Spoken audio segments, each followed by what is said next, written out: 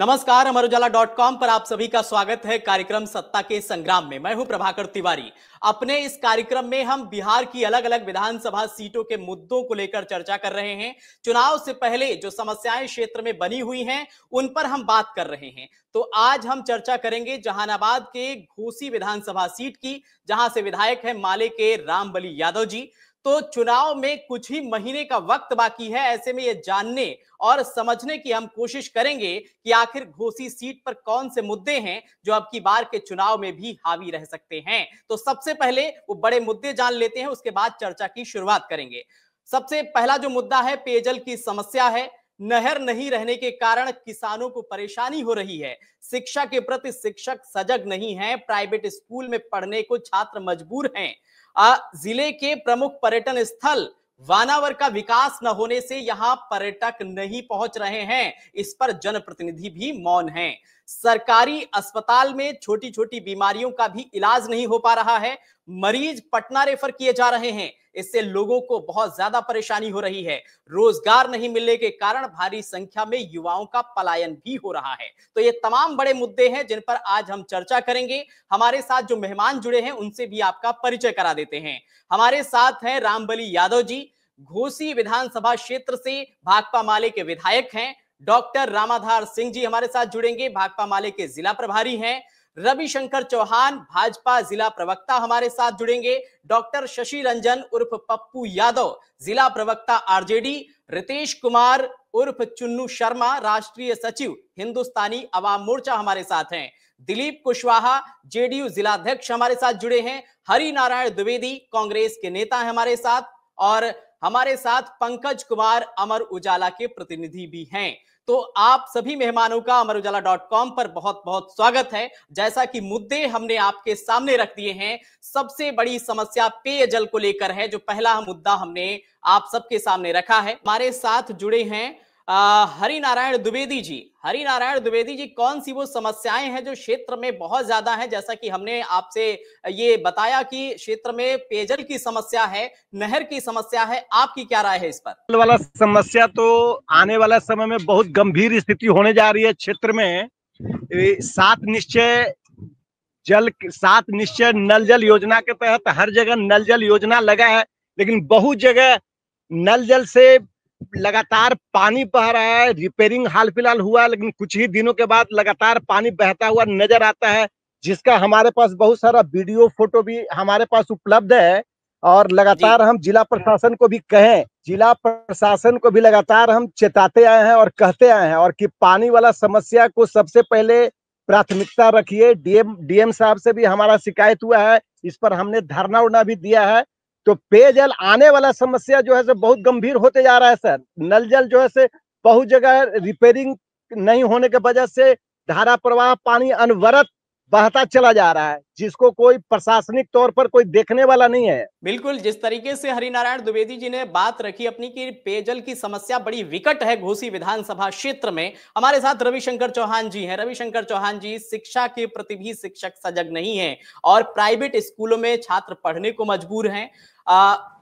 जैसा कि प्राइवेट स्कूलों में फीस बहुत ज्यादा होती है और ग्रामीण क्षेत्र के जो पेरेंट्स हैं वो अपने बच्चों को कैसे प्राइवेट स्कूलों में भेजें, ये भी एक बहुत बड़ी समस्या है। तो शिक्षा के प्रति अगर शिक्षक सजग नहीं है तो जनप्रतिनिधियों का ही काम है कि वो वहां पर जाएं और जो माहौल है स्कूलों का वो बेहतर बनाए। क्या क्या हो रहा है आपके क्षेत्र में? जब से सुशासन की सरकार यहाँ आई है बिहार में, खास करके हमारे बिहार में शिक्षा और कानून व्यवस्था, ये दो चीजों पर बहुत ही बेहतर तरीके से नीतीश कुमार जी के द्वारा कार्य की गई है। और जहां तक बात है शिक्षा और शिक्षक और शिक्षा की हाल की, तो हमें नहीं लगता है कि पूर्व की सरकार इतनी बेहतर शिक्षा व्यवस्था रखी हुई थी जो आज के समय में है। ये सिर्फ और सिर्फ एक प्रोपगंडा है कि आज की शिक्षा हमारी बदहाली में है। आज हमारे विद्यालय में रख रखाव, विद्यालय में शिक्षकों की संख्या, विद्यालय में विद्यार्थियों की संख्या पहले के अनुरूप बहुत ही ज्यादा संख्या में है। विपक्ष के पास कोई मुद्दा नहीं है, विकास के पास कुछ चर्चा करने के लिए उनके पास मुद्दा नहीं है। यहाँ प्रतीत होता है इनके सरकार में विद्यालय पता ही नहीं चलता था कि विद्यालय कहाँ है। आज दूर से सुदूर से ही देखने पर विद्यालय पता लगता है, विद्यालय भवन देखने पर पता लगता है कि विद्या की मंदिर है।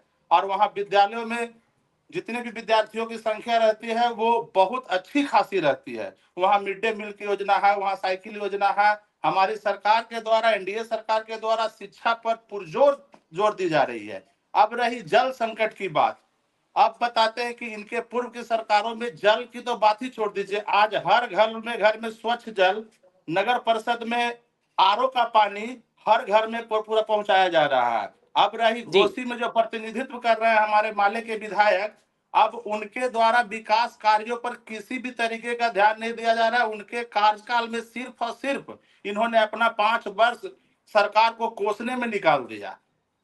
ये अपनी जिम्मेवारी क्यों नहीं ले रहे? ये अपने तरफ से इन्होंने घोसी के लिए क्या किया? दिलीप आज कुशवाहा जी हमारे साथ हैं जेडीयू से। जहानाबाद विधानसभा, रविशंकर चौहान जी, जहानाबाद आपको फिर मौका विधानसभा देंगे, में आप अपनी 20 बात रखिएगा। विधानसभा में घोसी सबसे। जी जी, रविशंकर चौहान जी, दोबारा आपको मौका मिलेगा। हमारे साथ दिलीप कुशवाहा जी हैं जेडीयू से। दिलीप जी, जिस तरीके से स्कूलों का मुद्दा हमने उठाया, स्कूलों में शिक्षक जो है वो सजग नहीं है, पढ़ाई पर ध्यान नहीं दे रहे हैं, जिससे कि प्राइवेट स्कूलों में छात्र पढ़ने को मजबूर हैं। आपकी सरकार है, आप कोई जागरूकता चला सकते हैं, आप स्कूलों में पहुंच सकते हैं, शिक्षकों के प्रति जो माहौल है उसको थोड़ा बेहतर बना सकते हैं स्कूलों में। क्या किस तरह की स्थिति है, आप इस पर बताइए। मैं बताना चाहूंगा कि शिक्षा व्यवस्था बिहार में 2005 के बाद जो सुधरने का काम हुआ है वह लगातार सुधर रहा है। स्कूल में जो बच्चे जा रहे हैं, उनके जो अभिभावक उस स्कूल में भेज रहे हैं, बच्चों की संख्या देखिए, प्राइवेट स्कूल से ज्यादा हमारे सरकारी विद्यालय में बच्चों की संख्या बढ़ गई है। तो आप कहाँ से करें कि स्कूल में विद्यार्थी या पढ़ाई का मतलब जो साधन है वो कम है। विद्यालय के अंदर में जो भी शिक्षक की बहाली हुई है इस वर्ष भी और इसके पहले भी, सब ट्रेंड शिक्षक हैं।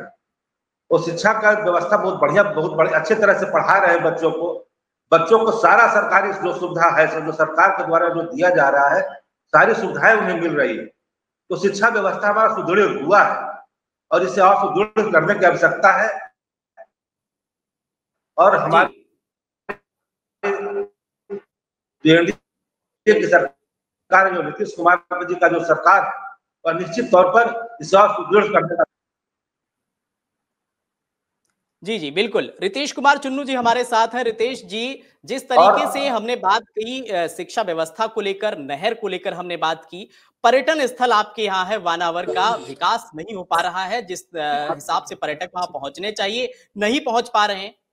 तो इस पर जो है आप क्या कर रहे हैं, वहां पर आपने क्या कोशिशें की हैं, आप बताइए। कहाँ जाना? देखिए, आपको सबसे पहले तो बता दें कि आपका प्रश्न लगातार शिक्षा को लेकर है और जो काफी महत्वपूर्ण भी है। तो मैं आपको बता देना चाहता हूं कि हमारे नीतीश कुमार के नेतृत्व में बिहार सरकार ने जो शिक्षा के क्षेत्र में बेहतर काम किया। आप तो आए दिन तो ये शिकायतें अब शिक्षकों से सुनने को मिलता है कि इतना ज्यादा प्रेशर है बच्चों के कैरियर के लिए, इससे पहले कि किसी भी सरकार ने, और हम तो समझते हैं इस बार का जो कार्यकाल 5 साल का रहा है, इसमें शिक्षा को लेकर अनेकों बहुत बेहतर कदम उठाए गए हैं। और आप आने वाले दिनों में देखेंगे कि शिक्षा का जो बुनियाद है बिहार में और भी मजबूत होगा, खास करके गरीब बच्चों में, खास करके दलित महादलित समाज के बच्चों तक जिस तरह से शिक्षा को पहुंचाई जा रही है, ये सच में प्रशंसनीय है। और आपने जो बात कहा, नहर, पाइन, इन सभी क्षेत्रों में हम तो हमेशा देखते हैं कि न्यूज़पेपर में और कि माइनर इरिगेशन के माध्यम से लगातार जो है पाइन, नहर का उड़ाही किया जा रहा है, सिंचाई का व्यवस्था किया जा रहा है। अब रही बात ये माननीय विधायक जी जो घोसी के हैं, तो उन पर उन लोग को विकास कार्य से लेना नहीं है। ऐसे भी हम लोग का पब्लिक का भी मानना है कि जहानाबाद में अभी जो प्रेजेंट में तीनों विधानसभा से जो विधायक हैं राष्ट्रीय जनता दल के माले के हो, इन लोगों ने 5 साल तक सिर्फ बात बनाया है। अब हम आपको बात कर रहे हैं, जो आपने ये टूरिज्म को लेकर आपने बात किया है, तो जहानाबाद में बहुत सारे अवसर हैं। हम बता दे रहे हैं, आपने बानावर का तो नाम लिया ही, वो तो वर्ल्ड क्लास हेरिटेज है। वहाँ पे अध्यात्म का भी वहाँ पर शानदार, वहाँ पे कहा जाता है बाबा हमारे भोलेनाथ ही वहाँ बैठे हुए हैं। और अगर हम बात करें टूरिज्म के नजरिए से भी, तो उससे बेहतर जगह रितेश जी, आपके गंभीर आरोप हैं और विधायक जी हमारे साथ जुड़ गए हैं। विधायक जी, जिस तरीके से हमने पहले जो आपसे प्रश्न रखा था और जिस पर जवाब आपका पूरा हमें मिल नहीं पाया था, नहर की समस्या और पेयजल की समस्या, और अब हमारे जो हिंदुस्तानी अवाम मोर्चा के जो नेता हैं उन्होंने भी गंभीर आरोप लगाए हैं कि क्षेत्र में 5 साल हो गए हैं आपको और कई सारी ये समस्याएं बनी हुई हैं। क्या कहेंगे आप? नया नया लोग कुछ धर्म बदलते हैं तो प्याज व्याज ज्यादा खाते हैं लोग, तो उस हिसाब से कुछ लोग प्याज ज्यादा खा रहे हैं, उस पर हमको ज्यादा नहीं बोलना है। लेकिन जहां तक आपका प्रश्न है, तो आपके प्रश्न के साथ मैं हूं। मैं बार बार कह रहा हूं कि हम लोग जब से बिहार विधानसभा में सदस्य बने तब से सरकार को हम लोग कह रहे हैं, मैं ही नहीं, सत्ता पक्ष के भी विधायक और विपक्ष के भी विधायक, कि आपका नल जल योजना फेल है। प्रत्येक पंचायत में कम से कम 5-5 चापाकल दीजिए, लेकिन सरकार ने एक सुनी नहीं। और निश्चित रूप से पेयजल संकट है। पिछले दिन तो और बहुत गहरा संकट था। यहाँ के जो जिला पदाधिकारी हैं, सरकार के ही प्रतिनिधि हैं वो, और कुछ नहीं है, तो उनसे भी हमने कहा कि आपदा के लिए अगर कुछ चापाकल आया है तो आपदा विभाग के पदाधिकारी आप हैं, इन चापाकल को पिछले वर्ष हम लोग सावन के महीना में टैंकर से पानी हम लोग भेजवाए थे, तो कम से कम उन चिन्हित गांवों में जो आपदा के लिए चापाकल आया है वो आप लगा दीजिए। लेकिन ये नहीं लगाया गया। संजोग बस इस वर्ष जो है वर्षा इधर भी हुई है, गर्मी के दिनों में भी, तो अभी तो उतना नहीं है, लेकिन कभी भी ये जल संकट परेशानी पैदा कर सकता है।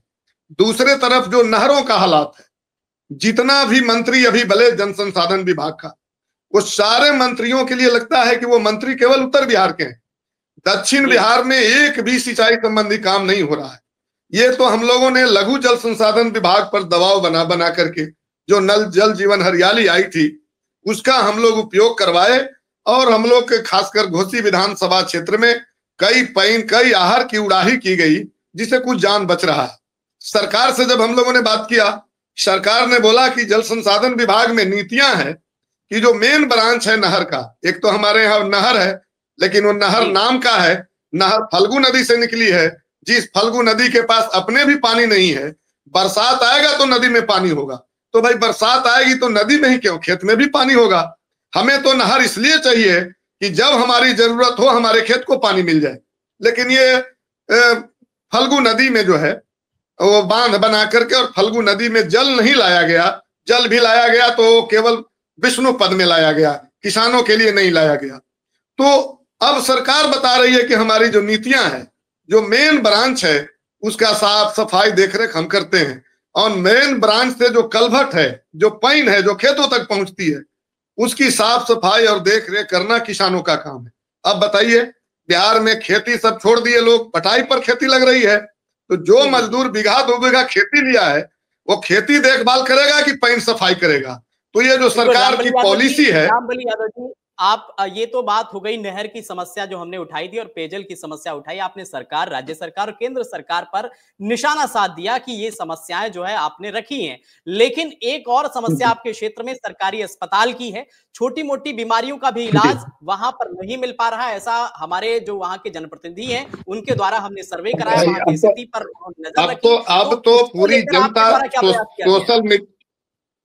सोशल मीडिया के माध्यम से पूरी जनता हर विधायकों की गतिविधि का अवलोकन करती है, देखती है। आपको मालूम होगा अस्पताल जहां नहीं है, कुछ बड़े बड़े जैसे ओकरी हुआ, घोसी हुआ, ओकरी का अस्पताल बन गया, हमारे ही रीजन में बना, और बल्कि सरकार ने तो हड़बड़ी किया, उसका शिलान्यास मैं किया, और अभी अस्पताल पूरी तरह से तैयार भी नहीं हुई थी कि मंत्री जी ने उद्घाटन कर दिया, और अभी भी उस बने हुए नए अस्पताल में अस्पताल नहीं चल रहा है, अभी स्कूल के बिल्डिंग में चल रहा है। क्या जल्दीबाजी थी कि हम उद्घाटन कर देंगे, इसलिए दिखाना था कि विधायक का योगदान नहीं है इसमें।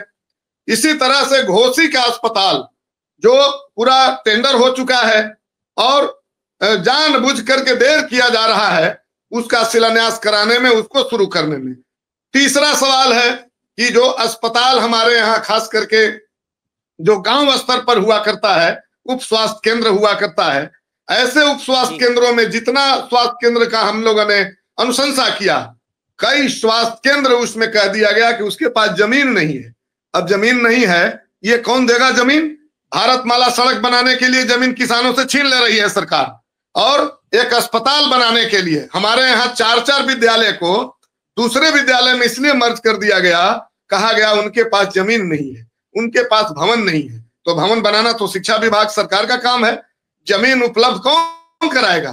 दान में जमीन मिलेगा तब बनाइएगा। अभी एक महोदय बोल रहे थे कि बिल्कुल हमारे साथ जेडीयू थोड़ी सी सुन ली जाए जी थोड़ी सी सुन लिया जाए।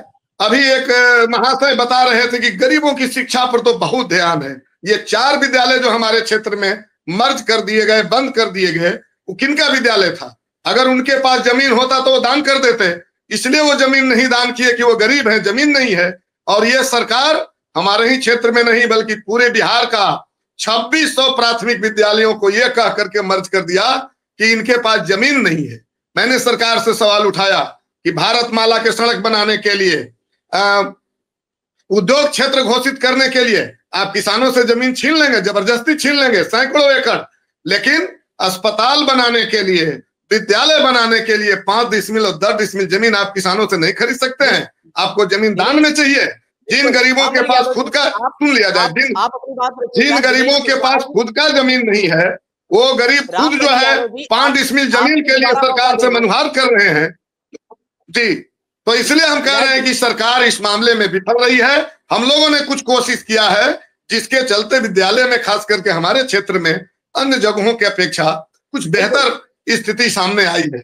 सरकार का कोई योगदान नहीं है इसमें। इसके सकारात्मक यादव जी ने सरकार पर बड़े आरोप लगाए हैं, जिस तरीके से जमीन न मिलने और तमाम चीजें उन्होंने सरकार के लिए कही हैं। आपका क्या मानना है इस पर?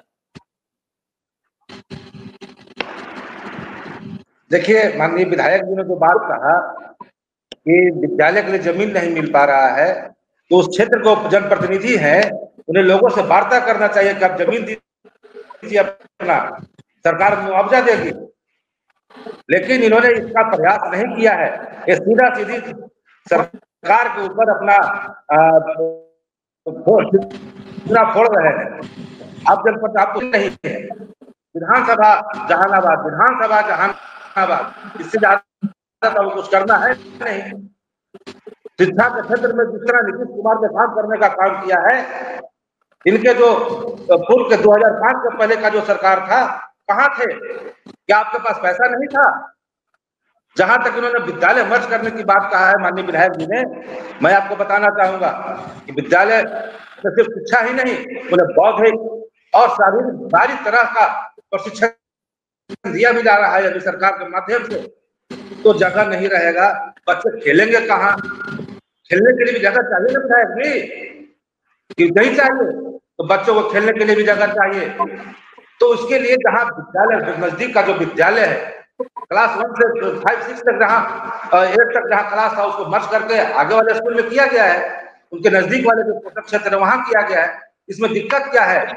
वहाँ बच्चों को अच्छी पढ़ाई भी मिल रहा है, खेलने का भी जगह है, तो दिक्कत उसमें कहीं नहीं। जहाँ तक स्वास्थ्य की बात है माननीय विधायक जी, दिलीप कुशवाहा जी, आपको मैं 1 मिनट रोकना चाहूंगा। एक सेकंड जी, हाँ जी, रविशंकर चौहान जी, जो कि जैसा कि विधायक जी ने आरोप लगाया कि सत्ता पक्ष की तरफ से सपोर्ट नहीं किया जा रहा है, सरकार की तरफ से उनको सपोर्ट नहीं मिल रहा, विपक्ष के विधायक हैं, वो कुछ काम जो करना चाहते हैं उसमें सरकार उनकी मदद नहीं कर रही है। रविशंकर चौहान जी बताइए। विपक्ष को अगर सरकार के द्वारा की गई विकास कार्य नजर ही नहीं आती है तो उसमें सरकार की दोष नहीं है। इनके बगल में ही हमारे मुख्यमंत्री जी का अभी त्वरित जो मेडिकल कॉलेज की घोषणा की गई है उसकी चर्चा ये नहीं करेंगे। विपक्ष की जब सरकार हमारे बिहार में थी तो यहाँ की शिक्षा व्यवस्था यही थी कि सरकार के द्वारा संरक्षित जितने भी माननीय लोग थे उनकी एक संस्था थी, और वो संस्था में ठेका लिया जाता था कि जितने भी अनपढ़ लोग हैं उनको टॉप लेवल की डिग्रियां प्रदान की जाती थी।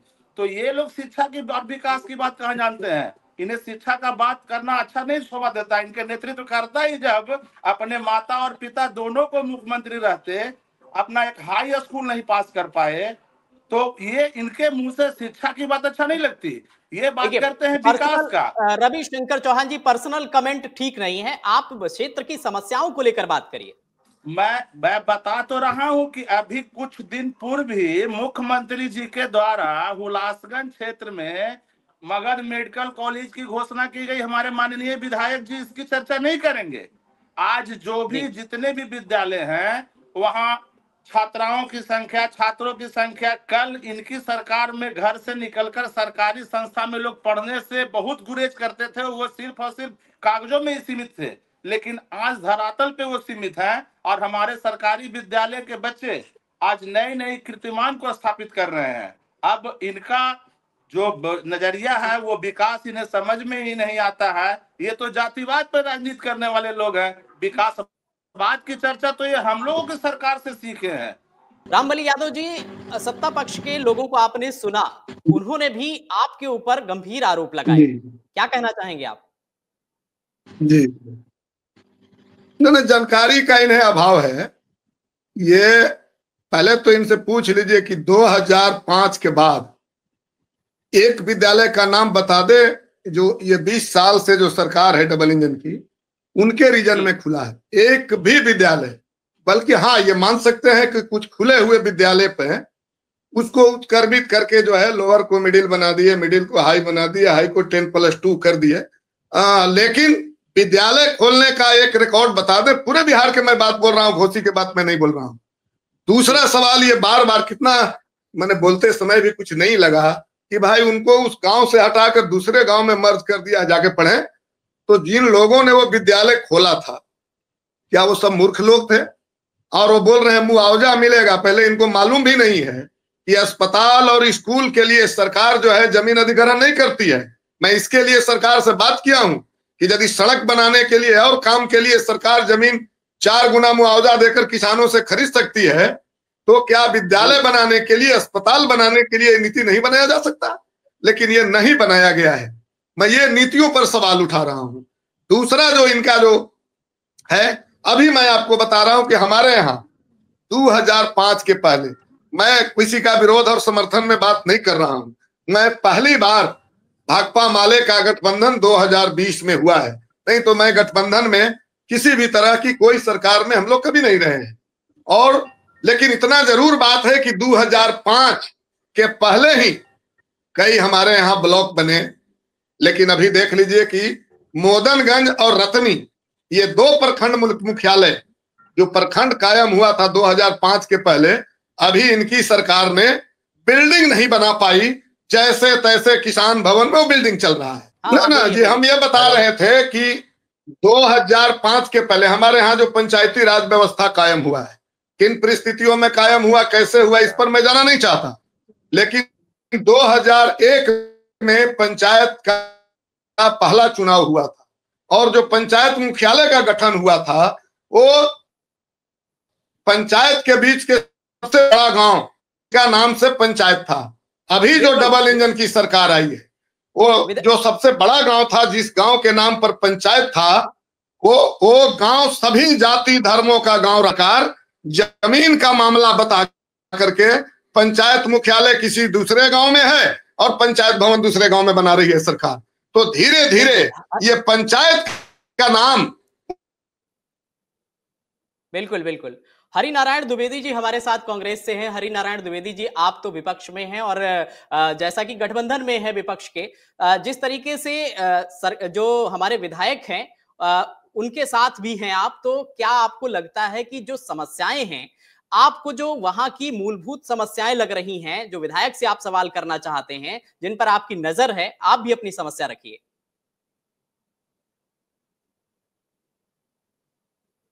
कमी नहीं है, मूलभूत समस्याएं लगातार या डबल इंजन की सरकार में बढ़ती जा रही है। जहां तक शिक्षा क्षेत्र के डेवलपमेंट और विकास की बात ये लोग कर रहे हैं, तो 2014 से 25 तक 11 साल केंद्र की सरकार पूरे इंडिया में चल रही है। डबल इंजन की सरकार बने हुए 20 साल हो गए। लेकिन बताइए कि शिक्षा क्षेत्र में एक बड़ा परियोजना का नाम इनसे पूछिए कि एक बड़ा परियोजना का नाम बताएं। और 2004 से 14 तक प्रधानमंत्री मनमोहन सिंह के टाइम में जो परियोजना, 4 बड़े बड़े परियोजना बिहार में दिए गए, इनके रीजन में एक परियोजना का इन लोग नाम बता दें कि बड़ा परियोजना बिहार में अगर खुला हो तो बता दें ये लोग।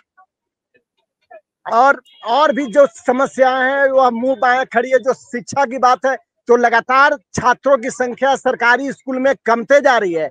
हाई स्कूल हो, मिडिल स्कूल हो, लगातार प्राइवेट स्कूलों में शिक्षकों के छात्रों की संख्या बढ़ रही है।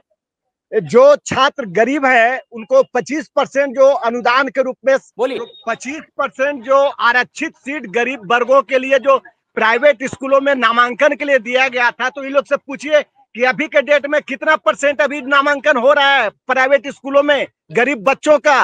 ये सब सिर्फ खाली ढकोसला है सर। शिक्षा के क्षेत्र में भी लगातार सरकारी स्कूल पिछड़ते जा रहे हैं। हम लोग के यहाँ भी सरकारी हाई स्कूल है, 10+2 हाई स्कूल है। हम लोग भी देख रहे हैं कि लगातार बच्चों की संख्या काफी कम होते जा रही है। इसके पीछे क्या कारण है? टाइम से ये सवाल भी हम रखेंगे। हरिनारायण द्विवेदी जी हमारे साथ, हमारे स्थानीय प्रतिनिधि पंकज कुमार जी जुड़े हुए हैं। पंकज जी, जिस तरीके से आपने अभी तक सुना, जिन मुद्दों पर बात हुई और विधायक जी से हमने कई जवाब भी लिए इन सब मामलों को लेकर के, आप वहां पर हैं मौके पर, इन तमाम मुद्दों से इतर और कौन सी बड़ी समस्याएं हैं? क्या कोई आपके साथ वहां के लोग हैं जो अपनी बात रखना चाहते हैं?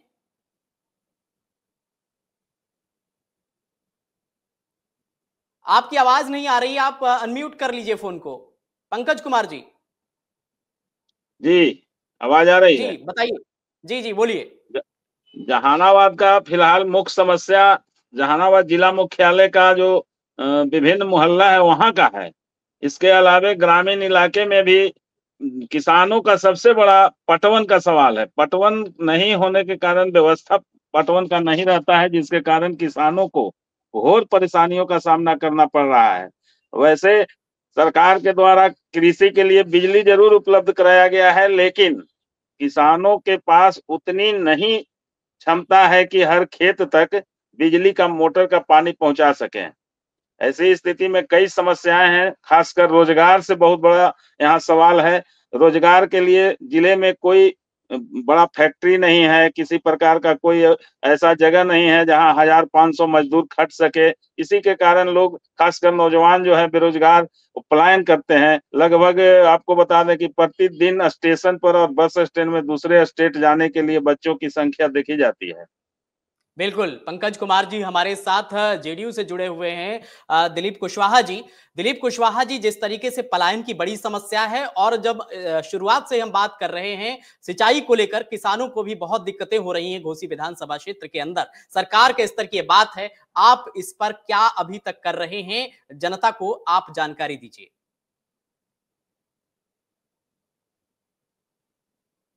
तहत दिलीप कुशवाहा माननीय मुख्यमंत्री जी ने जी जी जी, हमारी आवाज आ रही है आपके पास? हाँ बिल्कुल, मेरी आवाज आ रही है? हाँ जी बोलिए। जिस तरह से पंकज जी ने अपनी बात को रखा है कि जहानाबाद के शहरी इलाके में कुछ समस्याएं हैं, निश्चित तौर पर मैं इनकी बात से सहमत हूं, लेकिन मैं इन्हें आश्वस्त कर देना चाहता हूं, जहानाबाद की जनता को आश्वस्त कर देना चाहता हूं कि आने वाले कुछ दिनों में जो जहानाबाद शहर में जो जाम की समस्या थी उसे भी दूर करने का हमारे नेता नीतीश कुमार जी ने प्रगति यात्रा के दौरान अरबल मोड़ पर ओवरब्रिज बनाने का कर दिया है। दूसरी चीज, शहर के अंदर जो प्रमुख सड़कें हैं उनका भी जल्द से जल्द डीपीआर बना करके टेंडर किया जा रहा है। उस प्रक्रिया में भी सरकार संवेदनशील है, उसे भी सही करने का काम किया जाएगा। जहां तक इन्होंने बात रखा बिजली की समस्या, किसानों की बिजली की समस्या, तो मैं आपको बता देना चाहता हूं कि बिहार के अंदर में किसानों को बहुत ही कम दर पर बिजली की व्यवस्था की गई है। मैं पंकज जी के माध्यम मैं आपको बताना चाहता हूं कि बिहार के अंदर में जो पहले बिजली की समस्या थी उसे दूर कर लिया गया है। अब हर एक गांव में बिजली की समस्या से निजात मिल गया है। लोगों को खेती करने के लिए, पटवन के लिए भी पानी का व्यवस्था हो रहा है, उसके लिए भी सरकार प्रयत्नशील है। हमारे साथ आरजेडी से शशि रंजन जी हैं। कुशवाहा जी, मौका मिलेगा आपको। शशि रंजन जी, जिस तरीके से सत्ता पक्ष के नेता ने बताया कि तमाम इंतजाम उनके द्वारा किए गए हैं, जमीन पर हकीकत क्या दिखाई देती है? देखिए, सरकार के व्यवस्था के अनुसार जो कार्य हो रहा है, लेकिन उसमें अनियमितता इतना घोर है जिससे मानवीय क्षति हो रहा है। आपको जब से इनकी सरकार बनी है तो जहानाबाद में रोजगार के, युवाओं के रोजगार की जो बात हो रही है, जिससे बेरोजगारी दूर हो, उस पर तो एक कदम भी नहीं चला गया है। जो शुरू से व्यवस्था था उसको भी ध्वस्त किया गया है। आज बिजली की बात हो रही है कि गांव गांव में बिजली जो जल रहा है, आप जा करके देखिए, गांव में सर्वे कीजिए कि जो पोल गाड़ा गया है उसके क्वालिटी में इतना माने घटिया क्वालिटी है कि हमेशा आए दिन 11,000 से लोग काल कबलित हो रहे हैं। आपको जाम की समस्या है ही। लगभग 15 सालों में अभी तक NH83 जो बोध गया इंटरनेशनल स्तर का जगह है, वहां तक का अभी पूर्ण कार्य नहीं हुआ है। और उसमें लगातार आप सुन रहे हैं पुल भी कहीं ना कहीं भर-भरा के गिर रहा है। तो ये असुरक्षित विकास हो रहा है, जिससे मानवीय क्षति हो रहा है। और नीतीश कुमार का जो नीति है और उनके जो टीम का जो नीति है, कहीं ना कहीं इसके पीछे बहुत बड़ा घोटाला का पर्दाफाश हो रहा है। बिल्कुल, रामबली यादव जी, जिस तरीके से तमाम समस्याएं निकलकर सामने आई, पक्ष के नेताओं ने भी रखी और विपक्ष के जो नेता हमारे साथ जुड़े थे उन्होंने भी कई समस्याएं रखी। इन तमाम चीजों को लेकर आपने सरकार से क्या मांग की है? आपके द्वारा इस पर क्या पहल की गई है? देखिए, हम ही लोगों ने मांग किया था कि नीतीश कुमार जी जब कुछ दिन के लिए हम लोग के साथ आए थे, तो हम लोगों ने कहा था कि माननीय नीतीश कुमार जी, आप न्याय के साथ विकास की बात कर रहे थे, लेकिन हम लोग को उम्मीद नहीं है कि न्याय मिल पाया है बिहार वासियों। तो दो काम उस समय हुआ, जातीय गणना और आर्थिक सर्वेक्षण। आर्थिक सर्वेक्षण में जो चीजें उभर कर आई कि 63% परिवार हमारे पूरे बिहार के अंदर 10,000 से भी कम प्रति माह की आमदनी पर जिंदा है, और उसमें 34% परिवार तो जलालत की जिंदगी जी रहे हैं, 6,000 से भी कम आमदनी पर जिंदा है। और ये सब हैं कौन? ये सब मजदूर हैं जो पटाई पर खेती करते हैं, ये सब किसान हैं जिनके अपनी खेती है। और हम लोगों ने कहा कि जो इलाका है सुखाड़ का इलाका है, तो ऐसे स्थिति में आप नहर तो नहीं दे पाए, आप फल्गु नदी में, सूखी हुई नदी में बांध बनाकर जहानाबाद वासियों को आपने केवल ठगा है। तो यदि आप किसानों के प्रति उत्तरदायी हैं, तो अभी से भी जितने भी किसान हैं, जितने भी मजदूर हैं, पूरे तमाम लोगों के लिए पुराना बिजली बिल आप माफ कर दीजिए और 200 यूनिट बिजली आप फ्री कर दीजिए। किसान अपने पैर पर खड़ा होकर के खेती कर लेगा। 200 यूनिट से ज्यादा जो बिजली जलेगा उसका आपको कीमत दे देगा। लेकिन आपने देखा, झारखंड ने यह काम कर दिया, लेकिन बिहार की सरकार ने स्मार्ट मीटर ठोकना चालू कर दिया। तो ये पूरा किसान विरोधी ये सरकार अपने आप में साबित हुई है। इसी तरह से जातीय गणना हुआ था, और जातीय गणना में जो आरक्षण की चोरी हो रही थी, जो हमारे दलित भाई, महादलित भाई और आदिवासी, जिनकी आबादी जातीय गणना में 22% उभर कर सामने आया, मात्र 17% उनको आरक्षण मिल रहा था। और जब हम लोगों ने आरक्षण की सीमा बढ़ाकर 65% किया, जिसमें भारतीय जनता पार्टी ने ताली बजाकर समर्थन किया था, सरकार ने भी किया था, और देश में डबल इंजन की सरकार चल रही थी, हम लोगों ने कहा कि बड़ी आसान है, आप वहां संसद में पास करा करके और 9 शेड्यूल में डाल दीजिए।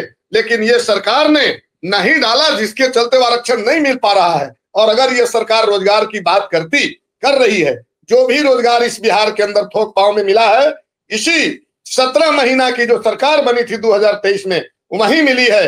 नहीं तो बेरोजगारों से कोई लेना देना ये डबल इंजन की सरकार की नहीं है। तो हमारा कहना यह है कि ये सरकार बिल्कुल रामबली यादव जी, आपको रोकना चाहेंगे क्योंकि वक्त इजाजत अब नहीं दे रहा है। तमाम मेहमानों का बहुत बहुत धन्यवाद हमारे साथ जुड़ने के लिए। घोसी विधानसभा के मुद्दों को लेकर आज हमने अपने इस कार्यक्रम में चर्चा की। अगले कार्यक्रम में हम अगले किसी विधानसभा के मुद्दों पर बात करेंगे। अमर उजाला .com के साथ आप बने रहिए। नमस्कार।